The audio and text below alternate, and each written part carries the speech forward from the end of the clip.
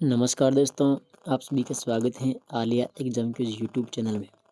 तो आज अपन कलाम एकेडमी का जो माइनर टेस्ट पेपर 8 है, इसके अंदर सबसे पहले अपन जो हिंदी के क्वेश्चन है यहाँ पर 45 क्वेश्चन, इनका सॉल्यूशन अपन करने वाले हैं। जो भी साथी नए हैं वो चैनल को सब्सक्राइब कर लेना। रीड के जो टेस्ट पेपर हैं आपको रेगुलर मिल रहे हैं, कलाम एकेडमी के भी और दूसरे टेस्ट पेपर भी, ठीक है। तो सभी साथी चैनल को सब्सक्राइब करना और अपने साथियों तक भी इस क्लास को शेयर कर देना, ठीक है। सभी एक बार लाइक भी कर देना। आइए शुरू करते हैं। देखिए, पहला प्रश्न जो है हिंदी का वो क्या कह रहा है यहाँ पर, देखिए कि एक शिक्षक कक्षा में कविता की वाचन पाठ का आयोजन कर रहा है, वह किस प्रकार के भाषाई कौशल के विकास का उपयोग कर रहा है। देखो, एक शिक्षक कक्षा में कविता का वाचन पाठ का आयोजन कर रहा है, ठीक है। किस प्रकार के भाषाई कौशल के विकास का उपयोग कर रहा है। देखो, अर्थ ग्रहण ये तो होगा नहीं, अभिव्यक्ति और अर्थ ग्रहण ये भी नहीं होगा। यहाँ पर होगी केवल अभिव्यक्ति, ठीक है। वो क्या कर रहा है, अभिव्यक्ति कर रहा है, ठीक है। ठीक, वाचन कर रहा है तो वह हो जाएगी यहाँ पर अभिव्यक्ति, ठीक है। दूसरा प्रश्न देखिए, साइलेंट रीडिंग किसकी रचना है। साइलेंट रीडिंग तो रूसो की भी नहीं है, फ्रॉबेल की भी नहीं है, स्मिथ की भी नहीं है, ये आ जाएगी ब्रायन की, ठीक है। देखो, 45 क्वेश्चन यहाँ पर हिंदी के होते हैं। आप अपना साथ साथ मूल्यांकन करें, 45 में से कितने प्रश्न आपके अभी सही हो रहे हैं, ठीक है। वो आप कमेंट में लास्ट में ज़रूर बताइए। फिर अगला प्रश्न देखिए, 3 नंबर, मौन वाचन का मूल्यांकन किस परीक्षा के द्वारा किया जा सकता है। देखो, मौन वाचन का मूल्यांकन मूल्यांकन किस परीक्षा के द्वारा किया जा सकता है। देखो, बहुविकल्पी परीक्षा इसमें तो होगा नहीं, सत्य असत्य में नहीं होगा। देखो यहाँ पर वापस देखिए, मौन वाचन का मूल्यांकन पूछा है। देखो, बहुविकल्पी परीक्षा इसके माध्यम से भी कर सकते हैं अपन, सत्य असत्य परीक्षा के माध्यम से भी कर सकते हैं, और पूर्ति परीक्षा इसे भी कर सकते हैं। इसमें आ जाएगा ऑप्शन नंबर 4 प्रयुक्त, तीनों ही आएगा, ठीक है। वापस सही करना कि जो मौन वाचन का जो मूल्यांकन है उसके लिए अपन बहुविकल्पी प्रश्न भी ले सकते हैं, सत्य असत्य भी हो सकता है, पूर्ति परीक्षा और मूल्यांकन सभी के सभी इसमें शामिल है, ठीक है।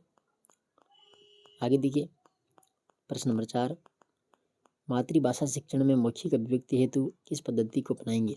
मातृभाषा शिक्षण में मौखिक अभिव्यक्ति हेतु किस पद्धति को अपनाएंगे। तो यहाँ पर आ जाएगा खेल पद्धति। कौन सी पद्धति आएगी, खेल पद्धति। प्रश्न नंबर 5 है कि निरंतर मौन वाचन से कौन सा दोष आ जाता है। निरंतर अगर आप मौन वाचन करोगे तो कौन सा दोष उत्पन्न होगा। देखो, वर्तनी दोष तो होगा नहीं, ठीक, क्योंकि मौन वाचन कर रहे हो। लेखन संबंधी गलतियाँ भी यहाँ पर नहीं होगी। सीखने में मंदता है, यहाँ पर जो दोष आएगा वो आ जाएगा उच्चारण संबंधी दोष।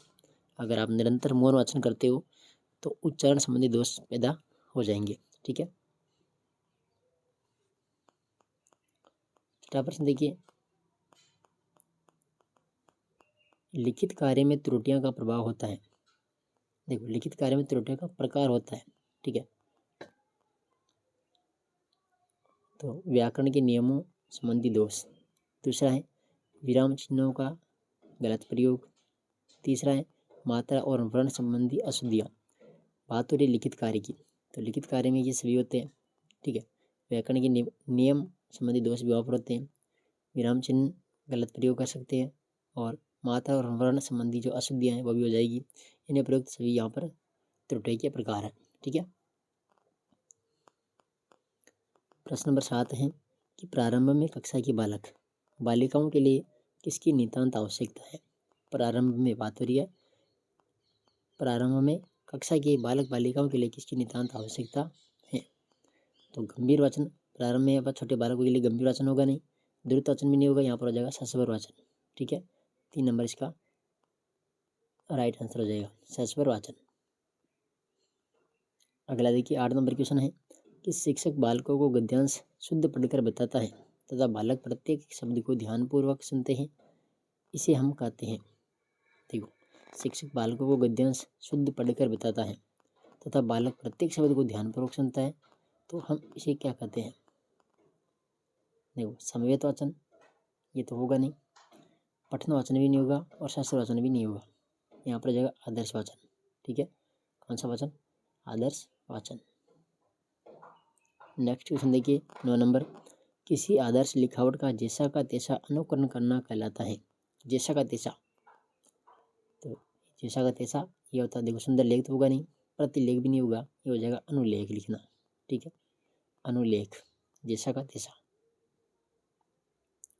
10 नंबर प्रश्न देखिए, देखो यहाँ पर प्रश्न आपके व्याकरण के भी प्रश्न है और शिक्षण विद्या के भी है, तो दोनों आपके एक साथ कंप्लीट हो रही है। ठीक है, व्याकरण और शिक्षण विद्या, तो सभी जो टेस्ट हैं वो आप जरूर करें। 10 नंबर प्रश्न है कि निम्नलिखित में से कौन सा उद्देश्य माध्यमिक स्तर पर हिंदी शिक्षण का उद्देश्य नहीं है। देखो कौन सा उद्देश्य माध्यमिक स्तर पर हिंदी शिक्षण का उद्देश्य नहीं है। पहला है कि बालकों को व्याकरण के नियमों से परिचित कराना, बालकों को व्याकरण के नियमों से परिचित कराना, तो ये तो हो जाएगा। लिपि का ज्ञान कराना, देखो ये लिपि का ज्ञान ये नहीं होगा यहाँ पर। ठीक है, शब्द भंडार, लोकोक्ति, मुहावरों आदि के भंडार में वृद्धि करना, तो ये भी आ जाएगा। बालकों में सौंदर्यानुभूति और भावानुभूति की क्षमता विकसित करना, तो ये भी आ जाएगा। लिपि का ज्ञान कराना ये इसमें शामिल नहीं होगा। ठीक है, तो हो जाएगा उच्च माध्यमिक स्तर के लिए, यहाँ पर बात हुई माध्यमिक स्तर के लिए, और लिपि का जो ज्ञान होगा ये हो जाएगा उच्च माध्यमिक स्तर के लिए। ठीक है, अगला प्रश्न देखिए 11 नंबर है, मौन वाचन के भेद हैं। देखो मौन वाचन दो प्रकार का होता है, एक होता है गंभीर वाचन, एक होता है द्रुत वाचन। ठीक है, 3 नंबर इसमें राइट आंसर हो जाएगा। 12 नंबर प्रश्न है कि भाषा शिक्षण की सूत्र विधि का मूल स्रोत कौन सी भाषा है। भाषा शिक्षण की सूत्र विधि का मूल स्रोत कौन सी भाषा है। जर्मन, अरबी, संस्कृत या तुर्की, तो यहाँ पर आ जाएगी संस्कृत भाषा। ठीक है, संस्कृत भाषा। प्रश्न नंबर 13 है कि बालकों में स्वाभाविक प्रवृत्ति कौन सी होती है। बालकों में स्वाभाविक प्रवृत्ति कौन सी होती है। देखो सीखने की नहीं होगी, खेलने की भी नहीं होगी, यहाँ पर हो जाएगी बालकों में स्वाभाविक जो प्रवृत्ति होती है वो अनुकरण करने की होती है, अनुकरण करने की। 3 नंबर इसमें राइट आंसर हो जाएगा। प्रश्न नंबर 14 है भाव पक्ष व कला पक्ष का विवेचन किस विधि में किया जाता है। भाव पक्ष व कला पक्ष का विवेचन किस विधि में किया जाता है, तो यह जाएगा समीक्षा प्रणाली विधि। ठीक है, 3 नंबर। प्रश्न नंबर 15 है कौन सा शिक्षण सूत्र आगमन विधि का नहीं है। देखो आगमन विधि होती है, एक निगमन विधि होती है। ठीक है, तो यहाँ पर पूछा है कि आगमन विधि का कौन सा नहीं है। देखो मूर्त से अमूर्त ये आगमन विधि होती है, स्थूल से सूक्ष्म की ओर, स्थूल से सूक्ष्म, तो ये भी आगमन विधि है। निश्चित से अनिश्चित की ओर ये होती है कौन सी, निगमन विधि। ठीक है, और ज्ञात से ज्ञात की ओर आगमन विधि। आगमन विधि का सेम उल्टा हो जाता है निगमन विधि में। ठीक है, जैसे यहाँ पर मूर्त से मूर्त है, तो इसका निगमन विधि में अमूर्त से मूर्त की ओर हो जाएगा। ठीक है, सूक्ष्म से स्थूल की ओर हो जाएगा। तो यहाँ पर आगमन विधि का कौन सा शिक्षण सूत्र नहीं है, निश्चित से अनिश्चित की ओर। ठीक है, 3 नंबर। प्रश्न नंबर 16 है किस प्रणाली में अध्यापक बच्चों को पहले व्याकरण के नियम बताता है, फिर उदाहरण देकर नियम को स्पष्ट करता है। देखो पहले व्याकरण के क्या बताता है, नियम, और फिर उदाहरण देकर नियम को क्या करता है, स्पष्ट करता है। तो ये विधि कहलाती है निगमन विधि। ठीक है, निगमन विधि में पहले नियम बताते हैं, और जो आगमन विधि होती है इसमें पहले उदाहरण बताते हैं। ठीक है, 17 नंबर प्रश्न है कि प्रारंभ में व्याकरण का कौन सा रूप सिखाया जाना चाहिए। प्रारंभ में व्याकरण का कौन सा रूप सिखाया जाना चाहिए। देखो नियम बनाना, तो ये प्रारंभ में नहीं होगा। नियमित ज्ञान ये भी नहीं होगा। व्याकरण या सूत्र ये भी नहीं होगा। पहले जो व्याकरण का जो व्यवहारिक ज्ञान होता है वो बालक को सिखाया जाना चाहिए। ठीक है, व्याकरण का व्यवहारिक ज्ञान। आगे देखिए 18 नंबर क्वेश्चन है कक्षा विनय की शिक्षण की विधि है। कक्षा विनय, देखो गद्य पद्य कविता, कक्षा विनय होता है नाटक शिक्षण विधि में। ठीक है, कौन सी में होता है, नाटक शिक्षण विधि में। प्रश्न नंबर 19 है संश्लेषण विधि में सीखने की प्रक्रिया होगी। संश्लेषण विधि में सीखने की जो प्रक्रिया होगी, देखो पहले बालक को वर्ण सिखाएंगे, फिर शब्द, फिर वाक्य। ठीक है, इसमें जाएगा 2 नंबर। पहले वर्ण आएगा, फिर शब्द आएगा, और फिर आ जाएगा वाक्य। 20 नंबर क्वेश्चन है किसके अनुसार शिक्षण व्यवस्था के सभी पक्षों की व्यवहारिक रूप का आलेख ही पाठ योजना है। किसके अनुसार शिक्षण व्यवस्था के सभी पक्षों की व्यवहारिक रूप का आलेख ही पाठ योजना है। तो किया जाएगा डेविच। ठीक है। प्रश्न नंबर 21 है कि भारत में उच्च शिक्षा प्राप्त व्यक्तियों की संख्या काय बर है और अशिक्षितों की अपार जलराशि, यह किसका कथन है? तो ये कथन आ जाएगा डॉक्टर एनी बेसेंट का। ठीक है, 3 नंबर। 22 नंबर क्वेश्चन है ग्रहात्मक कौशल है। ग्रहात्मक कौशल देखो, यानी जिसे अपन ग्रहण करते हैं, देखिए तो पढ़ना हो जाएगा और एक जगह सुनना, तो पठन और श्रवण, यह है ग्रहात्मक कौशल। ठीक है। और अभिव्यक्ति हो जाएगी बोलना और लिखना। ठीक है, बोलना और लिखना होता है अभिव्यक्ति। तो राइट आंसर अपना 1 नंबर। 23 नंबर क्वेश्चन है कि पाठ योजना में उत्प्रेरणात्मक उपक्रम है। पाठ योजना में उत्प्रेरणात्मक उपक्रम कौन से हैं? तो उद्देश्य कथन, वस्तुनिष्ठ प्रश्न, मूल्यांकन, ये तो होगा नहीं, यहाँ पर जाएगा प्रस्तावना। ठीक है, 3 नंबर। प्रश्न नंबर 24 है उच्चारण दोष का कारण नहीं है। उच्चारण दोष का कारण नहीं है। देखो, आदत, प्रत्ययन, प्रयत्न, लागू, ध्वनि, अवयव में दोष और भाषा की संरचना। तो उच्चारण दोष का कारण कौन सा नहीं है? भाषा की संरचना। ठीक है, 2 नंबर। 25 नंबर प्रश्न है कि मातृभाषा के माध्यम से शिक्षा प्रदान करना एवं बुनियादी शिल्पों पर आधारित शिक्षण विधि है।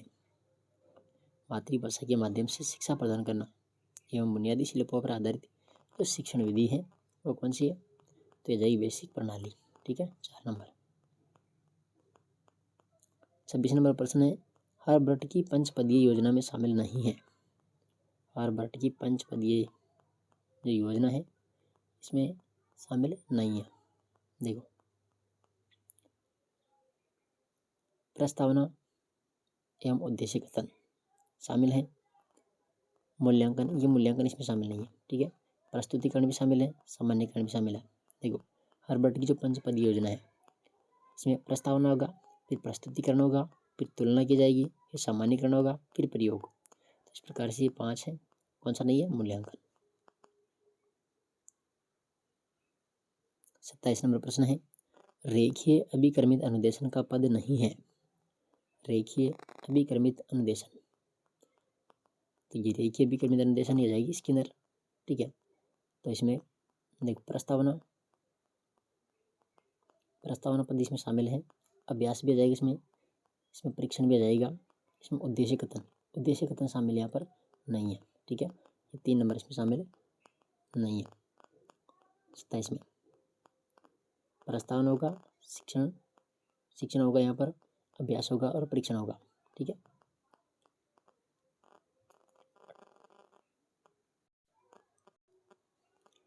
आगे देखिए 28 नंबर क्वेश्चन है कि F.G. फ्रेंच ने संरचनात्मक पागम के शिक्षण का कौन सा सिद्धांत नहीं दिया है? किसने? F.G. फ्रेंच ने।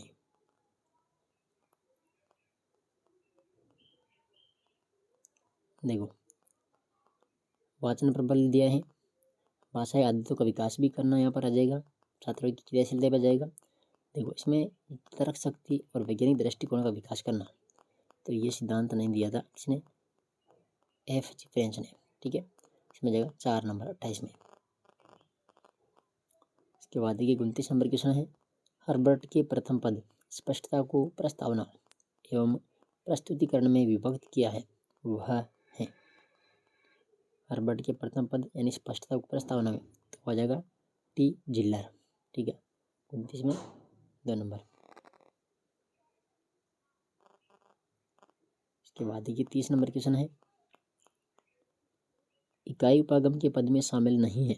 इकाई उपागम के पद में शामिल नहीं है, तो खोज करना या अन्वेषण हो जाएगा इसमें, प्रस्तुतिकरण हो जाएगा, आत्मीकरण हो जाएगा, अभ्यास और अनुप्रयोग ये इसमें शामिल नहीं है। 4 नंबर।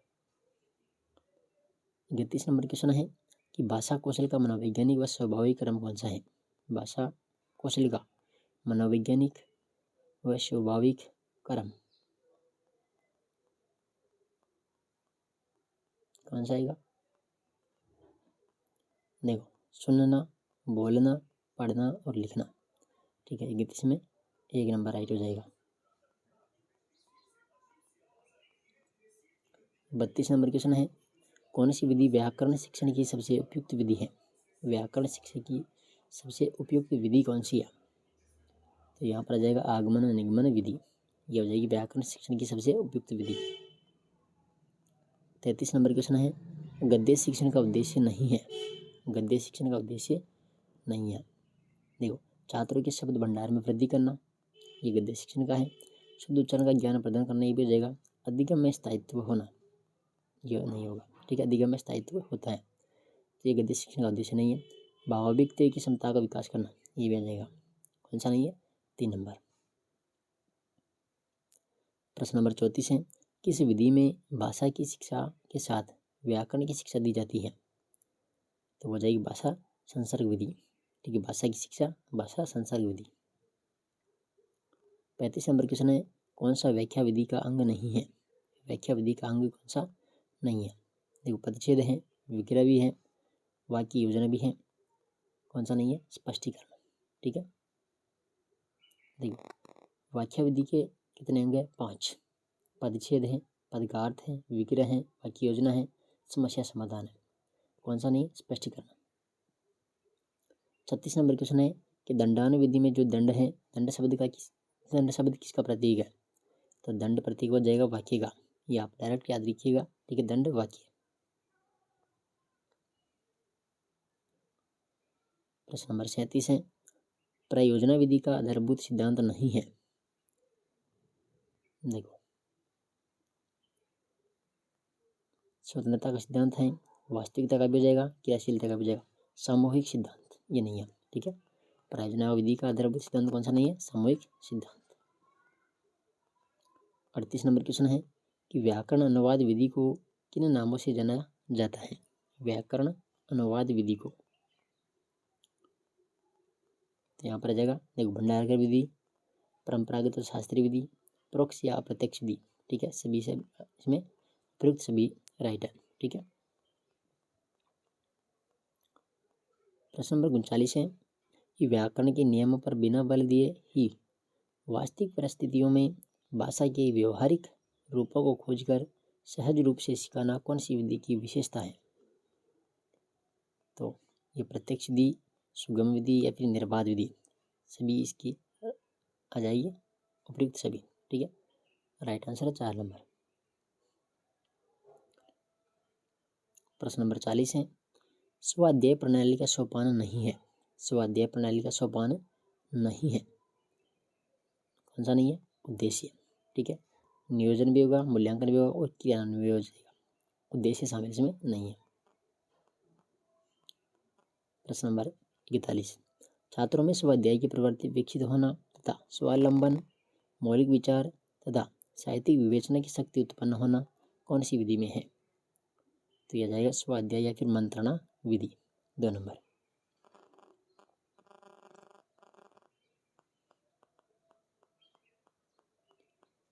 प्रश्न नंबर 42 है कि व्याकरण की परिभाषा से संबंधित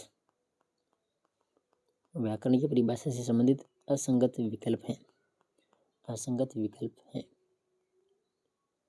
पहला है कि डॉक्टर स्वीट, व्याकरण भाषा का व्यवहारिक विश्लेषण है।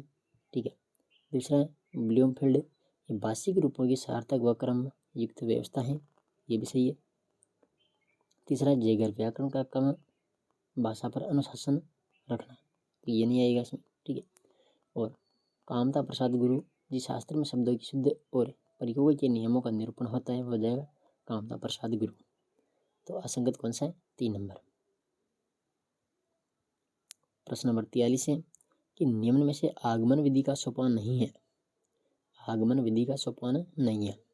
एक उदाहरण है, तुलना और विश्लेषण भी है, नियमीकरण और निष्कर्ष भी है, प्रयोग और प्रदर्शन ये नहीं है। ठीक है, 4 नंबर।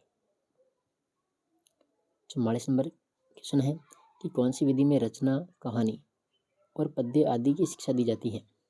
कौन सी विधि में रचना, कहानी और पद्य आदि की शिक्षा दी जाती है? तो हो जाएगी, देखो, सहयोग प्रणाली और समवाय विधि, इसमें जाएगा 1 व 2 दोनों। क्वेश्चन नंबर 45 है,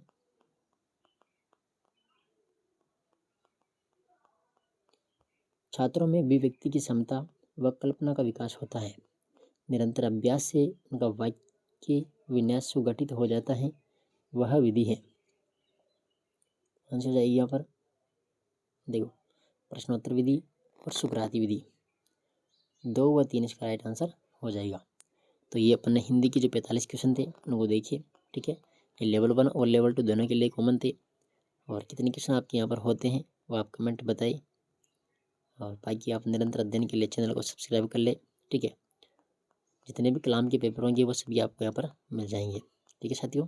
बने रहिए आप आलिया एग्जाम के यूट्यूब चैनल के साथ में। धन्यवाद।